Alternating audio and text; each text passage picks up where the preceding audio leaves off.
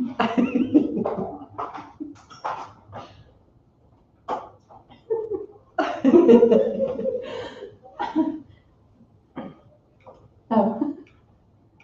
You're first. hey. Yeah.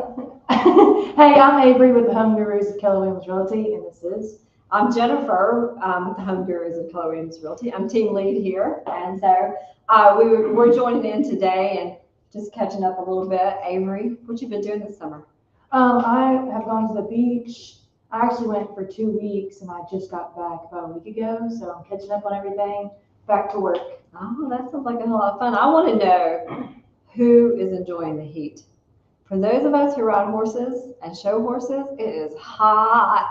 So we got our state competition coming up in just a couple of weeks, and so we'll be Jeff and I will be showing horses in Jackson, Mississippi. Hopefully not at 120 degrees, right?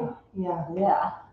We have a lot to talk about today. It's going to be a really good day today. I think there's some really in-depth questions that we're going to try to address and answer for you guys. So get ready, get your notepads out, your pens and your papers, and let's go. You ready? Let's talk about some frequently asked questions. So the first question is, have you completed many foreclosures or short sale transactions? Okay, so that is kind of a trick question. Yes, in the past. We used to do a lot of foreclosures and short sales in the past. As a matter of fact, around 2009, 10, 11, 12, 25% of our market was made up of foreclosures and short sales. So it was very common to see those. Now, today's market, it's less than 1%. And you know why, Avery? Why is that? Because people have more equity in their homes today than they did in 2010. Basically, when the foreclosure market was going on. So now, is it impossible to find a distressed property? You've got a 1% chance, but they're out there. So if that's I have seen foreclosure. Yeah. I've shown one. So. You've been in them, right? Yeah. And you know what that means, right? Back down. Yeah. they kind of are dirty. They Interesting. sometimes. Yeah. Clear out the spider webs, but we can show you some. So if that's what you're looking for, you call us and we'll get you in one of those. Absolutely. The next question is, what are some common bank required repairs? Common bank required repairs. Okay, so let's start with this history first. Typically, sellers have not seen a lot of lender required repairs because most buyers in the past couple years have been going more conventional financing versus FHA. But right now we're seeing more FHA loans versus conventional. Why, you ask? I know that's what you're thinking, right? Yeah. Why? Why is that? That's because the interest rates are lower on an FHA loan than they are on a conventional loan right now. So we see a lot of buyers doing that. So that means that when we're buying a house and we're actually going to be walking through it, or the appraiser's going to come in and look at things, they're going to be a little more stringent or look for a little more things. So FHA has different requirements, basically. And so some of those things that we might see, so if you're walking through a house and you're wondering, is this going to be a seller lender required repair, then you're going to say, is there peeling paint on the exterior? Okay. Is the carpet torn up? Are the floors torn up? Is there tears in the carpet or in the flooring? Are there any cracked windows? That kind of thing. And then sometimes FHA or lender required repairs might be in the concrete, like if there's a step up, if it's a tripping hazard or that kind of thing. So those are just a few of them. Yeah. With that. What do you think? Let me ask you this, because you've asked me a couple questions. My turn. All right. So how would I know, Avery, if you specialize in a neighborhood? Well, we like to go back to, so always ask how long they've been in your agent's been in the business. If you're talking to anybody, not even how long, but how many transactions they've done. If they're on a team, how long their team has been together. And whether you're full-time or part-time, right? Yes, whether you're part-time or full-time. Yeah. A lot of us in the office are full-time agents, so we're always on the go, always here for you. We don't have another job to just go to and have to work around that. This is our career, right? Yes. We choose it. And so we learn and study the market on a regular basis, so that's how we can help you in a specific neighborhood. Now here's a new question. How do we price a listing? I know. This is what they say. I saw on Zillow, it says it's worth. I know.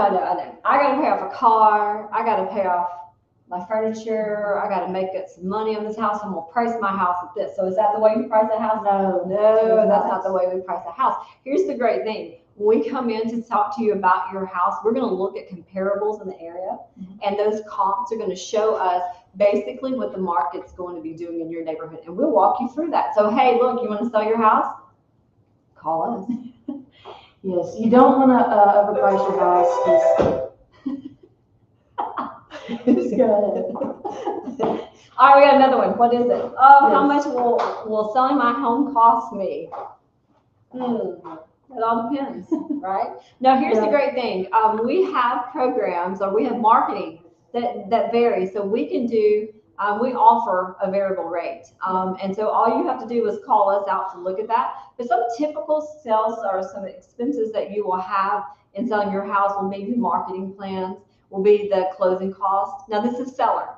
If it's on the buy side, that's completely different. And depending on whether or not seller pays any concessions, will determine whether or not how much you have to bring to closing. Does that make sense? So you're going to typically, let's go back and break it down a little slower, because I kind of threw that all out there, didn't I? All right, for a seller, you're going to have typically your marketing plan, your closing costs, and this depends on like if you're paying termite or that kind of things. Minimum cost, but yet some cost, okay? On a buyer, you're going to have more lender required or lender cost, because it costs money to borrow money, right? So you're going to have origination fees, you're going to have closing costs, you're going to have escrows that you've got to set up. So it all varies, but here's the great thing. All they have to do is set an appointment, and you'll do a buyer consult. That's right. We're going to do, And we go over everything with you. Exactly. And so we even have an informational program that we can, or a brochure that we can send home with you to read. Hey, and look, if you're a first-time home buyer and you call us to set an appointment today, we have a free book for you, How to Buy Your First Home. So it'll tell you all those great things in it. So, yes. All right, so we have some more questions. So what is your sales plan? What is your sales plan? Well, how do you market a house, Avery? Yeah, how do we market a house? So we come out, we talk to you, obviously, as we were saying, just go over all the things with you. We like to market. So online marketing is huge right now. Everyone's on their phone. So we love to online market. It really gets you out there. We also do open houses. You like open houses, don't you? Yeah, I do open houses. Yes, they're a lot of fun, right? And when you do open houses, what do? We get people out. Yeah, you go out and you door knock. You call around the neighborhood, invite all your neighbors to see the home, invite people around the neighborhood to see your home, invite everybody to come see your home. Right. You know, it's so funny, because when I first started selling real estate, everybody says it's your job to sell. It's your job to sell my house. It's your job. See, and they really don't understand. It's our job to be the big mouth. So what I used to have on my listing presentation was this smiley face with a megaphone and a big mouth, because it's my job to tell everybody about your house, because we market it. So, and marketing is really important, from 800 numbers on signs to QR codes to any direct marketing or targeted marketing or social media. We do a lot of that. So we customize our plan for you. So if you call in and we set an appointment, we'll be glad to show you all that fun stuff, right? Yeah. We want the most exposure for your home. Now I have another question. Yes. That's how you're going to represent me as a seller, but I'm getting ready to buy a house, so how do I get a mortgage? How do I get a mortgage? You talk to a lender. Okay, any lender? I just know 1-800 lender? No, we prefer, or we say the best way to go is, oh my gosh, I just lost it. No worries. Because we like you to talk to local lenders. Yes, local. There you go. That's the word. Yeah, exactly. So local lending is really important. Yes. And the reason why that's important is because there are grant funds out there. There's 100% financing. There are a lot of options, and local lenders know your state laws and know what state programs are available. Mm-hmm. So now, doesn't mean that a national company is a bad thing. It's just they can't customize typically to your state, the state funding that's available out there. So Tennessee has a down payment assistance. Mississippi has a Smart Solutions program. All of these are like 100% financing. Mm-hmm. And then there's grant money. Pinnacle has a 100% 100% and then grant money back. Mm-hmm. And so there's a lot of things that are out there. And so it's really important to talk to the local lender. Now, why is it important to talk to a lender? Local lender? Or just a lender, period, before we go shopping? Why is it? Oh, we want to, it's basically like cash in hand. We want you to know that you have this money, that you can buy this house. You know, you don't want to not just dream the dream, you want to be able to live the dream, so. And we always call it the ooh factor. So like when we're shopping, if we go out into a house and I take you into it and you open the door and you go, ooh, ooh. And then we get to the end and I say, well, that's really not in your price range. Would you be discouraged or what? Yeah. Yeah, absolutely. So when we're shopping, if we know what you're approved for and you're using a loan, then we know that with confidence, it turns you basically into a cash buyer and you're in that house and we know we can make those dreams happen. So that's the importance of getting a mortgage. Now, if they need a mortgage information or they need lenders, who do they call? Us. That's right. You call us, and so that information is going to be in the links below, and you can set or in our comment section, you can actually set that up and contact us, and we will help get you some information on those programs that are out there. Okay. And another good thing about local lenders is you can actually go meet them, go to their offices, and talk to them more about their programs and everything, not just type to your phone some random person. Exactly. And having to call 1-800 number. And set a line and wait for them to answer Yes. you, right? And here's the great thing. If you use some of our lenders that we use, we have access to them pretty much 24/7. So Yeah. we know how to get a hold of them at night if we have a problem, that kind of thing. So very good. Now, we got know how to sell a house. We know how to get pre-approved for one. I want to know this, Avery, are multiple offers a bad thing? No, they're not a bad thing. Well, so we'll talk about both sides of it, the buyer and the seller side. So a lot of people think, oh, like whenever a lot of buyers come out, multiple offers. That's not always a bad thing.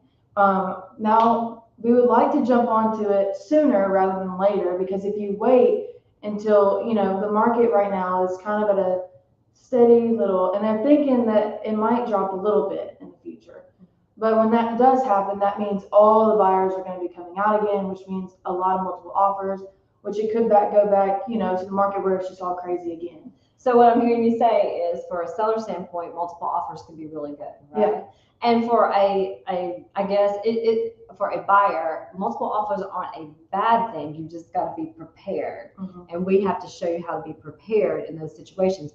And here's the other great thing: if you're in multiple offers, then you know it's a hot house, right? If you win it, you know you've got the new estate, and that's right. So so it's out there. So they are part of real estate now. Typically, we saw stronger or more multiple offers a year and a half ago.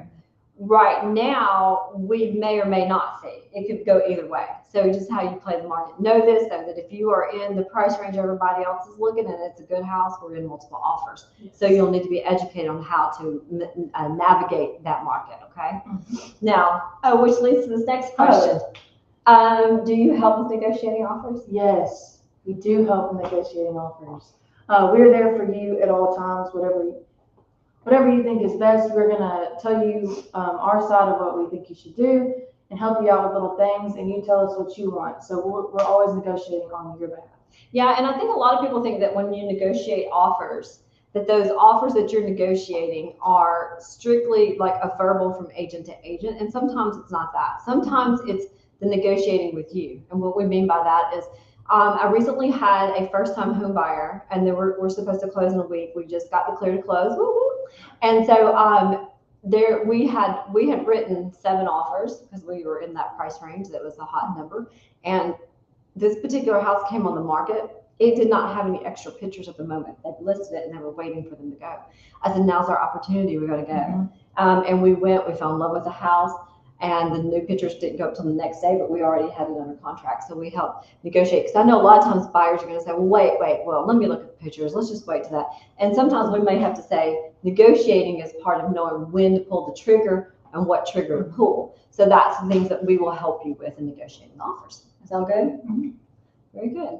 All right, let's see what other questions you guys ask. Oh, is it a good time to buy? Yes, it is a great time to buy. You go first if you want to put your spelling, because then I'm gonna be a mother and I'm gonna lecture on this subject, okay? So I have to tell my 2 cents on it. Okay. Right now, yes, I do think it is a good time to buy. Right now, as again we're saying, the multiple offers, it isn't as bad as it's not as bad as it was a year and a half ago at all. We can get in the door right now. A lot of people say they want to wait until the rates go down a little bit. I suggest not doing that just because, I mean, that's whenever all the buyers come out again, multiple offers come out, and you might be paying more for a house than you would right now. You also get equity in your house if you buy now than waiting in a year. So that's a whole year of you already getting equity in your home. Yes. I'm glad you said those things because now I'm gonna give my lecture. So I have worked with a few first-time home buyers recently, and one of the things that they wanted to do was wait till I got more money, wait till I got more money. So for example, showed a house that was worth $200,000 a year and a half ago. We were standing out in the yard, and they were like, "I want to wait." That house now is worth $240,000. So it didn't matter how much money, and now we're going to have to look for more. So we're back out in the market. We waited, we rented, and now we're back in the market. So every minute that you stay out of the market, you stay out of building your wealth. Mm-hmm. And I know it's hard. I am not kicking tires and saying, shame on you. It is hard. But in order to get into the game, you've got to start somewhere. Mm-hmm. And you're going to have to sacrifice. It's funny because when in the foreclosure market, everybody wanted a deal. Well, if it was a deal, you worked for it one way or the other. You worked in trying to get that house ready and all the complications with the foreclosure. And same thing with this market. You want in the game, you want to start building wealth, you've got to get in. And it's the sacrifice of getting in that's really hard right now. But here's what's going to happen. Every day we miss out, the prices keep rising. Mm-hmm. And I told our team this morning, and I've told several people today, the one thing, I didn't do very well in economics in college. And as soon as I found out that I was in the wrong class, I didn't have to stay in it. I dropped that class. So economics was not my thing, but the one thing that I did learn is supply and demand. And when the supply is low, demand is high, things cost a lot more. And we know that from everything from cars to houses to food. You guys have seen this cycle in your life. Same thing is still happening. We are still not above pre-pandemic levels in the housing market. And so for example, we talked about different numbers, like Millington's houses, inventory is very low, but it's a hot area. Yeah. Senatobia is a very hot area, inventory is very low. And so every time you find a house, it's very hard to get into it. And so what's going to happen is all these buyers are hearing right now that it's really bad time, that the interest rates are high, you need to wait for them to go lower. And when those rates do go lower, it's going to be on like Donkey Kong. We're going to be back in the streets, standing in line to see houses. Prices are going to be going up. Multiple offers are going to have guarantees, whereas right now we're not seeing those things. So you might have to pay a little higher right now to get in, but you're starting in the game, and you will not miss that appreciation should it happen and fall back in the way things are kind of setting up. We have a long way to catch up on inventory, so we would have to have a major crisis to build inventory back up like it was when supply was really high and demand was kind of low. Makes sense? So it's top, we both agree now is the best time to get in the market. It's easier, there's incentives out there, there's grant money, there's 100% financing, there's lots of ways, and the best way to get started is to call us. So, all right, let's see. Oh yes, future mortgage rates, we did talk about that. Okay, so let's reiterate. Rates dropped yesterday, first time in 9-10 days, because they've been going up. Mm-hmm. They are predicting that rates were pretty much stable. We might see a little hike, but they are thinking that maybe second quarter or so of next year that we should start seeing them really start ticking down. And so should we buy now? Absolutely, yes. Right? You don't want to miss out on a home. Now, here's the other thing about a home. Sometimes we think that we're going to buy us a 4,000 square foot home, that freestanding bathtub, the stainless steel appliances with the granite and the splash, open floor plan on our half-acre lot with the lawn and the white picket fence for minimum price. Not there. So what you have to do is, yes, you have to decide what's important to you, right? Yeah. Yes. So you don't want to miss out on finding those opportunities right now. All right. Now we've talked about is it a good time to buy, is it a good time to sell? Yes, because inventory is so low right now. Yes. It is a great time to sell. It is. And if you're priced right and it looks good, multiple offers. There you go. We won't labor on that. So yes, multiple offers benefit you. That's right. They'll benefit you. Now, let's talk about, well, we did talk about inventory's low, Yeah, we did. substantially low. Well, also, we wanted to bring up, I think it's on this slide, but new construction homes, they are back up. You know how they kind of stopped a little bit, but yes, they are back and booming again. So even though inventory might be low for people just selling their home, we have new construction now that we can always go look at. Yes, and we can do pre-sales in new construction. So Yes. you can get that, you can pick out some things and customize it a little bit.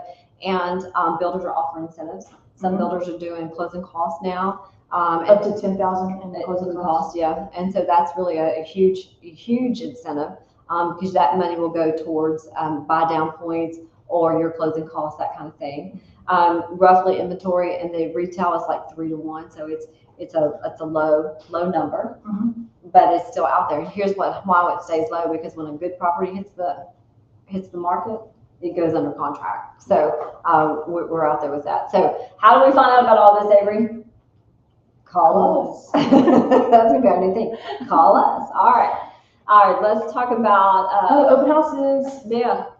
And that's your thing, right? Yeah, it is. All right. Well, let's talk about open houses. Yes. What are the So benefits? benefits, exposure. You're bringing all these people to come see your home. So whenever we market it, we're trying to get as many people as we possibly can to come see your home because we want it to get under contract as soon as we can. Yes. And do people come? Yes, Yes. always. You held one this past weekend, didn't you? I did. And how many people did you have? Roughly about 12, I'd say. Oh, yeah, so very good. So there's a lot of exposure in that.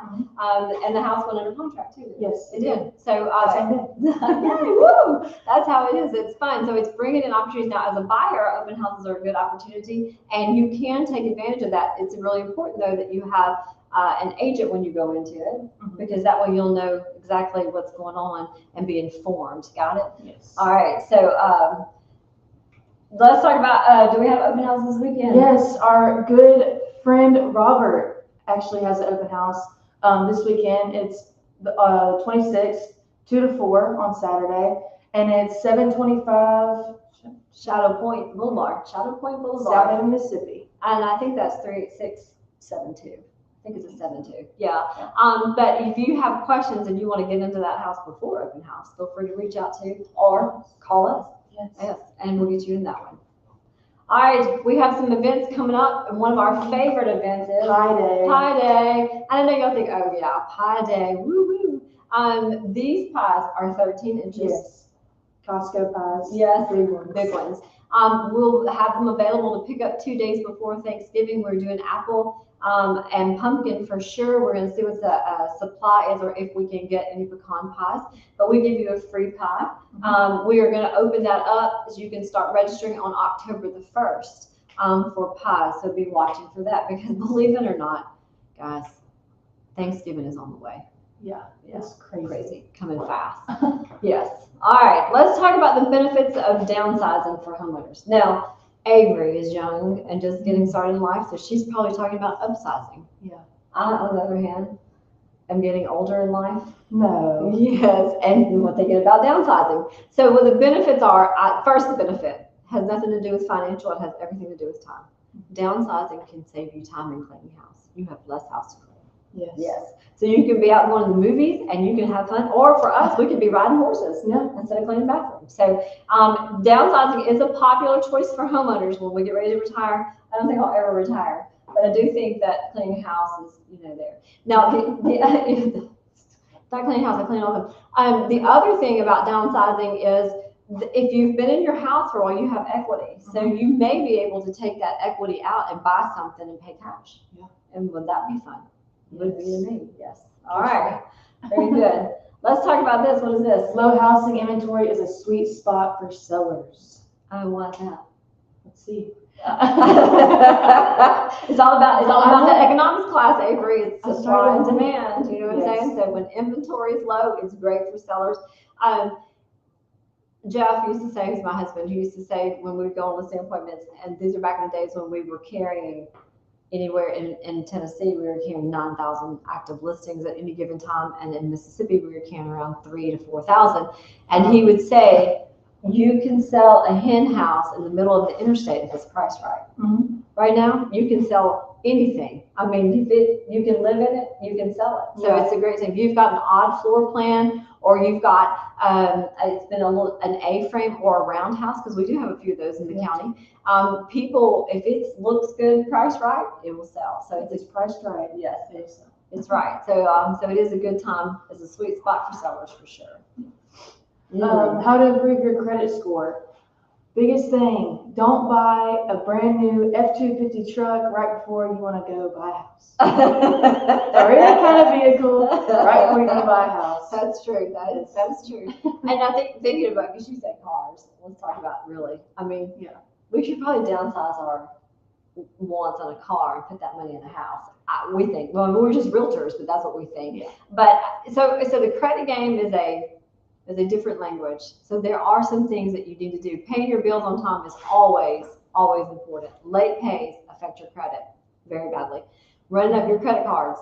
So if you're over 50% 50% debt, capacity on your credit card, that's going to hurt you. And the other thing is, there are a lot of other things. And unfortunately, that's not our forte. No, but we know how to connect you with somebody who can help you with credit if you need credit repair, or if you just want to know your credit score and where you fall in buying a house.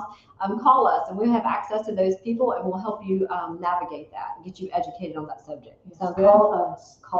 That's right. All right. Ooh. So 18% of survey respondents say that they're likely to buy a home in the next 6 months. I say it should be a lot higher, because I just had that slide about why you should be buying a house right now. So we should up that and say there should be 50% of you guys out there looking for houses right now, working to build your wealth.